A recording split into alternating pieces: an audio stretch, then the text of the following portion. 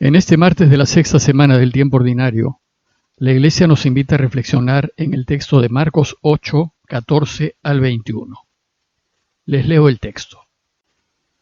En aquel tiempo, a los discípulos se les olvidó llevar pan, y no tenían más que un pan en la barca. Y Jesús les recomendó: tengan cuidado con la levadura de los fariseos y con la de Herodes. Ellos comentaban: lo dice porque no tenemos pan. Dándose cuenta, les dijo Jesús: ¿por qué comentan que no tienen pan? ¿No terminan de entender? ¿Tan torpes son? ¿Para qué les sirven los ojos si no ven y los oídos si no oyen? A ver, ¿cuántos cestos de sobras recogieron cuando repartí 5 panes entre 5,000? ¿Se acuerdan? Ellos contestaron: 12.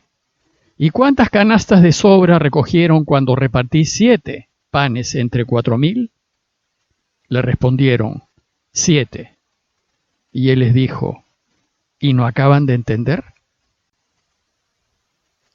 En el texto inmediatamente anterior a este, vimos que Jesús partió en barca de la región pagana de la Decápolis e hizo una breve escala en Dalmanuta, ya en territorio judío.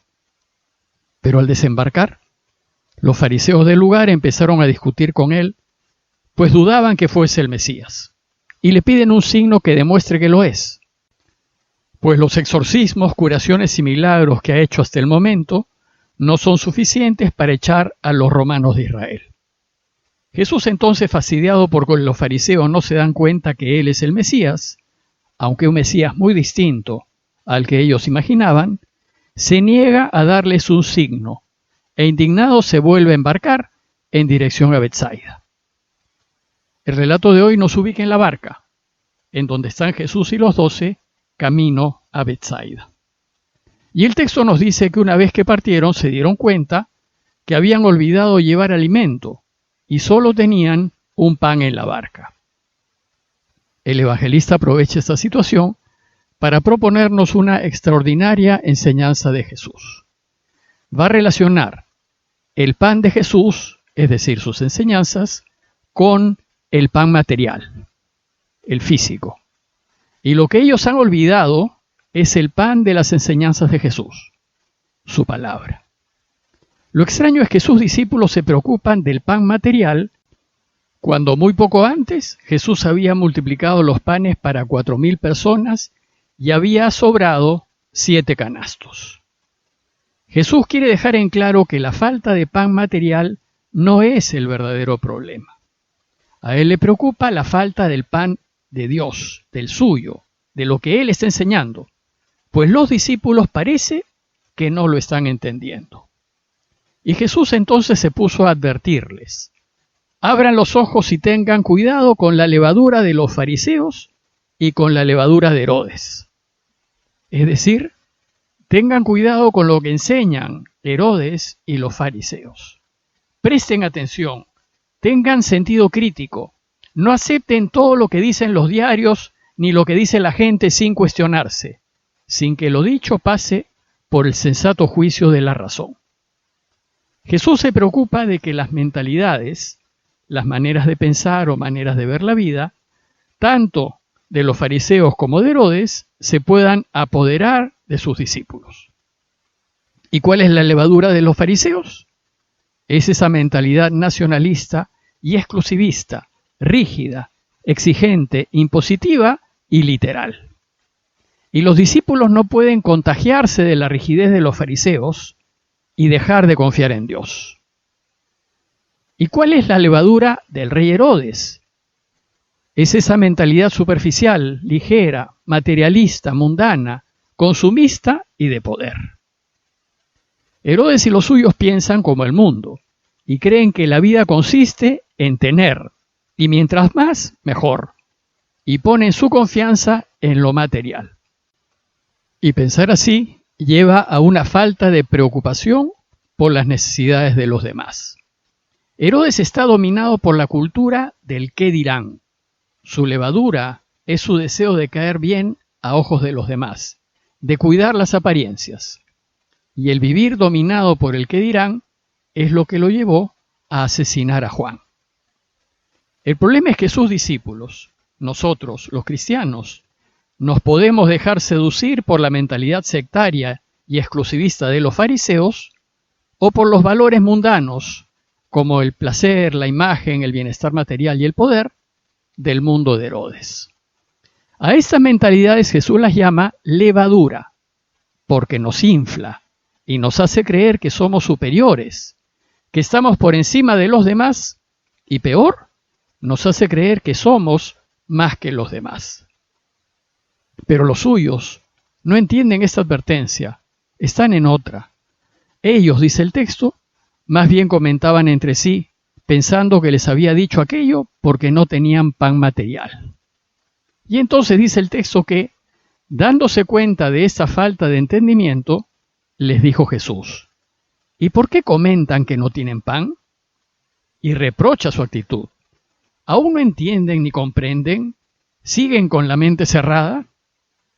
Jesús se asombra de que los suyos, después de todas las curaciones que ha realizado y de las 2 multiplicaciones de los que han sido testigos, aún no crean en él. Y si bien está decepcionado de la incredulidad de los judíos, más decepcionado está de que los suyos no comprendan ni crean. Después de haber multiplicado los panes, ¿cómo no pueden entender que del único pan que llevan puede salir abundancia y alcanzar para todos? Entonces Jesús, en su molestia, los llama ciegos y sordos, limitados para captar la realidad, para entender la forma como Dios actúa. Y les dice, ¿para qué les sirven los ojos si no ven y los oídos si no oyen? En otras ocasiones había hablado así de las autoridades judías, pero ahora lo afirma de sus propios discípulos, de aquellos que están con él día y noche, que han escuchado sus enseñanzas y que han visto sus obras. Ellos están ciegos, como sus enemigos, cuya única preocupación es el pan material. Y termina diciéndoles, ¿es que ya no se acuerdan lo que pasó hace poco y de cómo dio de comer a tanta gente? Abran los ojos y miren. Si tienen el corazón puesto en Dios y hacen lo que Él quiere, no se tendrían que preocupar de lo material, pues el Padre sabe lo que necesitan. Lo que deben preocuparse es de caminar el camino recto, haciendo lo que el Padre quiere, que si así hacemos, Él se preocupará de nuestras necesidades materiales. Y concluye haciéndoles reflexionar y les dice, a ver, piensen, ¿cuántos cestos de sobra recogieron cuando repartí 5 panes entre 5,000? ¿Se acuerdan? Ellos le contestaron, 12. ¿Y cuántas canastas de sobra recogieron cuando repartí 7 panes entre 4,000? Le respondieron, 7. Y él les dijo, ¿y es que no acaban de entender? Bueno, pues estas últimas líneas del relato contienen la enseñanza principal. En estas líneas Jesús nos quiere enseñar cómo procede el Padre.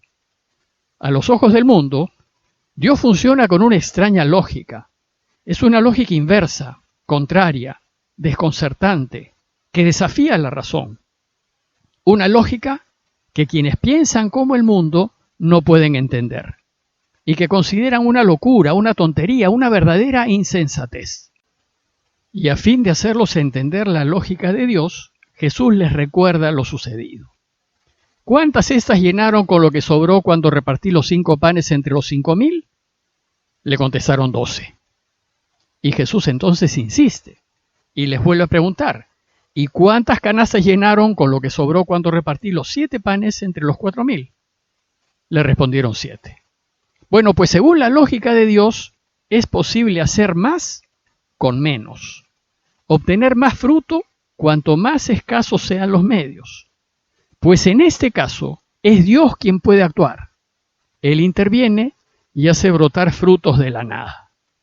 Su fuerza se muestra en nuestra flaqueza. Su poder se hace más notorio en nuestra debilidad. En cambio, si ponemos toda nuestra confianza en los medios humanos, Dios ya no puede actuar. Y entonces entra a funcionar la lógica del mundo. Y después de hacerles caer en cuenta que Dios hace más con menos, Jesús dice a los suyos, ¿y aún siguen sin comprender? ¿Aún no entienden cómo procede Dios? Jesús los invita a abrir los ojos, pero no, sus discípulos no comprenden. Y no van a comprender hasta que Jesús resucite de entre los muertos. Esta lógica inversa del reinado de Dios no se entiende fácilmente porque es contraria a la lógica del mundo. Y no la entenderemos porque hemos sido criados sumergidos en la lógica del mundo, y solo entendemos esa lógica. En la lógica del reinado de Dios, en cambio, el último será el primero. El que da va a recibir más. El que sirve es el más importante. El que lo deja todo, lo tendrá todo. Y el que entrega su vida, la ganará para la vida eterna. Por eso la invitación de Jesús es: déjenlo todo y síganme. Tienen que empezar a vivir poniendo toda su confianza en Dios. Y entonces Dios podrá actuar y tendrán todo lo que necesitan. Pero para que la lógica de Dios funcione, son necesarias dos condiciones. Primero, apostar siempre por Dios, elegirlo, elegir siempre la verdad, la justicia, defender la vida, ponernos siempre del lado correcto de la vida, aunque parezca que perdamos. Y segundo, ponerlo todo en manos de Dios, confiar siempre en Él y saber que Él siempre estará de nuestro lado. La lógica de Dios requiere que lo arriesguemos todo confiando en Él. Y cuando nos quedemos sin nada por haberlo dado todo por Él, Él no nos dejará nuestra suerte. Si hacemos lo que Él quiere, Él siempre nos dará, por añadidura, después de hacernos felices, todo lo que necesitamos para vivir. Parroquia de Fátima, Miraflores, Lima.